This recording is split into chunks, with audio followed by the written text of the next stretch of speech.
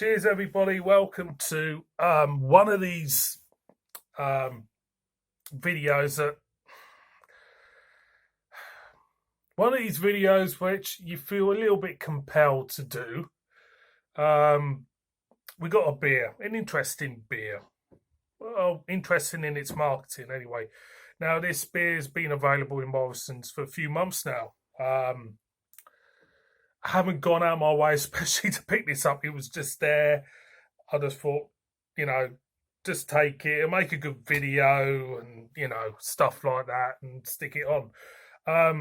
So basically, I bought this to do this video, really. We've got a can of their Aunt Bessie's Jam and Custard Pale Ale, clocking at 4.5% ABV. Now, this beer was released, I think, a couple of years ago. What it is, at Northern Monk, one of these breweries who like to sensationalise, or not sensationalise, put a novelty spin on some of their beers. We've had the One Seal Bitter from them.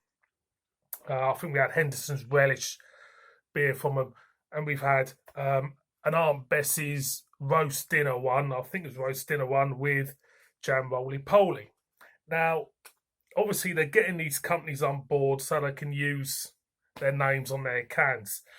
Whether or not there's been any kind of like other input from these, I can't see One Seal saying stick a load of creosote in the mash tun or something, could you? So I couldn't say.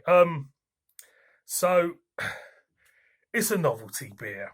I did one from Northern Monk a couple of weeks ago, and I've got a feeling this review will maybe go down that avenue of the previous one I've done for them. So, Aunt Bessie's. If you haven't heard of Aunt Bessie's, they do frozen food, frozen roast potatoes, frozen Yorkshire puds. I think I do frozen mixed veg. I think they do parsnips and stuff. And they do frozen jam roly poly. Hence, they've got to gone with it. So, appearance, the can, look, it's got the novelty feel, hasn't it? It's made me buy it, hands up. It made, I bought it because of that. So, let's read what it says. There's a backside. There's a wooden spoon. I know plenty of people who love a wooden spoon for stirring with. Aunt Bessie's Jam Roly Poly Jam and Custard Pale Ale, made with plum, apricot, strawberry and custard. For dessert, we teamed up with Aunt Bessie's to brew a sweet, fruity pale ale based on the old school classic Jam Roly Poly and custard. Now, I'd love to know how they brewed this. Was it a fact of, someone in the brewery went out and bought a load of Jam Roly Polies and made them, and they started tasting them, and they started to brew versions of this beer and kind of like see if the beer will match the taste of a jam roly poly. Who knows? So let's crack it open like we do. And what do we get? Well, we get strawberry, custard, similar to that custard I had the other week from them. I think I chucked the can out. Yeah, similar to the rhubarb and custard beer. That custard element. So yeah, it smells of jam. It smells of custard. So let's pour it out like you do. Just get rid of the egg cup size of water in me glass and see. So this was originally released at 5.7%. It's been knocked down for the supermarket to 4.5%. Obviously, I think they've knocked down that ABV to produce more and to shift a load more of it. Basically, they're most probably to do with economics. It's bound to be. Most probably brewed it to high level, watered it down. I don't know. High gravity brewing, most probably. Be in a glass. There you go. Now, as you can see, it's kind of like raspberry juicy, strawberry juicy, should I say. in colour, a bit of, odds and sods in there. Spacious head to her. What was I going to say? I know what I was going to say. Northern Monk are not the only one to knock down ABVs. Another interesting fact was I did a Vocation Pina Colada one. Don't steal, I've got the can. I feel I chucked it out. I bought it from a bottle shop. It was 8%. The same one, I think it's called something Sunset. The same one I've seen other reviews do at 4%. So they're all at it, really. So as you can see, let's get the whiff. Again, adjuncts of custard and strawberry. Yeah, it smells it. I'm going to go in. Cheers.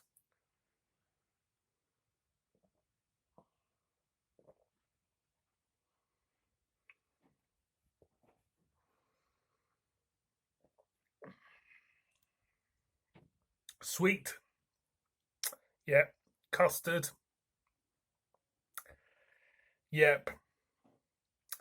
And I'm thinking I should have another beer next to this to see pretty much where the difference lies. And I'm talking about their rhubarb and custard beer. Because what I'm getting is a sticky jam. You're getting the custard. For me, you're not getting the, some breweries do it well. S43 have done it well in the past with some of their beers. I'm not getting the aeration feel of a sponge. And you can achieve that with a beer. Like I say, S43 did it. I'm not getting it with this. I'm going again.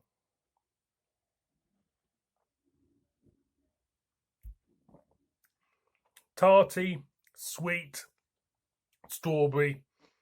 That's to replicate the jam. And you're getting the custard. Mouthfeel is smooth, pretty light. And apart from that, that's it. Does it taste like jam, roly-poly and custard? Well, it's a beer, isn't it? It's a beer. Me, as a beer lover, I like a beer to taste remotely like a beer, not over-egged with a load of adjuncts. And for me, to a degree, it does feel slightly over-egged with a load of adjuncts. But I can see, it's a novelty thing and people will buy it, and most probably they are. They're buying it by the shitload, most probably. So overall, what can I tell you what I really think about this beer? If you want a novelty beer, pick one up. If you want a beer, there's better beers on the shelf at Morrison's than this one. There is, if you want a decent beer. It's just got a novelty feel about it, and that's it for me. It doesn't do anything else. It's just, Northern Monk can label anything. What they're going to do next, it's one of them things. Is it McCain's Oven Chips Pale Ale? Yeah, give it a go. People will buy it. Branding goes a long way in this business, boys and girls, and Northern Monk have really hit the nail on the head with this one. But we're not stupid. If you wanted a beer what tasted like a beer, you wouldn't have bought this in the first place, would you? No, you wouldn't. So, boys and girls, jam roly-poly, Aunt Bessie's, it's an experience anyway, for sure. Thank you very much for watching this one. Please subscribe, murder me in the comments. I'd love to know what people think of that. Cheers.